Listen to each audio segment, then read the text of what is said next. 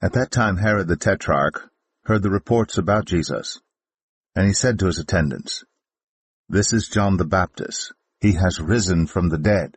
That is why miraculous powers are at work in him." Now Herod had arrested John and bound him, and put him in prison, because of Herodias, his brother Philip's wife. For John had been saying to him, "It is not lawful for you to have her."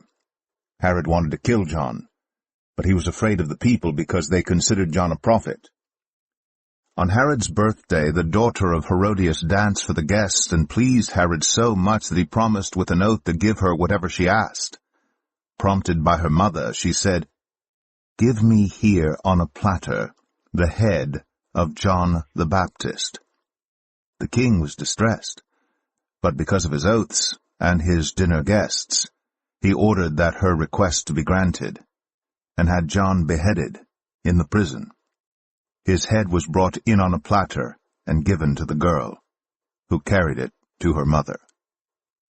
John's disciples came and took his body and buried it. Then they went and told Jesus.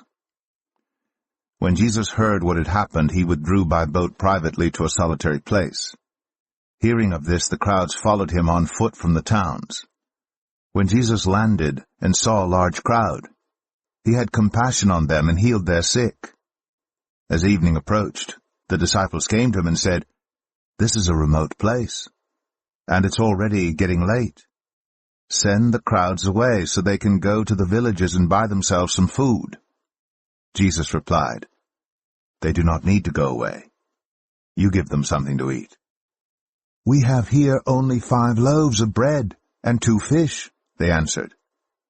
"Bring them here to me," he said. And he directed the people to sit down on the grass. Taking the 5 loaves and the 2 fish and looking up to heaven, he gave thanks and broke the loaves. Then he gave them to the disciples, and the disciples gave them to the people. They all ate and were satisfied. And the disciples picked up 12 basketfuls of broken pieces that were left over.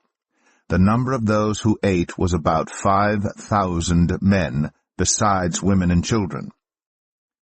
Immediately Jesus made the disciples get into the boat and go on ahead of him to the other side while he dismissed the crowd. After he had dismissed them, he went up on a mountainside by himself to pray. Later that night he was there alone, and the boat was already a considerable distance from land, buffeted by the waves because the wind was against it. Shortly before dawn, Jesus went out to them, walking on the lake. When the disciples saw him walking on the lake, they were terrified. "It's a ghost," they said, and cried out in fear. But Jesus immediately said to them, "Take courage, it is I, don't be afraid." "Lord, if it's you," Peter replied, "tell me to come to you on the water." "Come," he said. Then Peter got down out of the boat, walked on the water, and came toward Jesus. But when he saw the wind, he was afraid, and beginning to sink, he cried out, "Lord, save me!" Immediately Jesus reached out his hand and caught him. "You of little faith," he said, "why did you doubt?" And when they climbed into the boat, the wind died down. Then those who were in the boat worshipped him, saying, "Truly, you are the Son of God." When they had crossed over, they landed at Gennesaret. And when the men of that place recognized Jesus, they sent word to all the surrounding country. People brought all their sick to him, and begged him to let the sick just touch the edge of his cloak.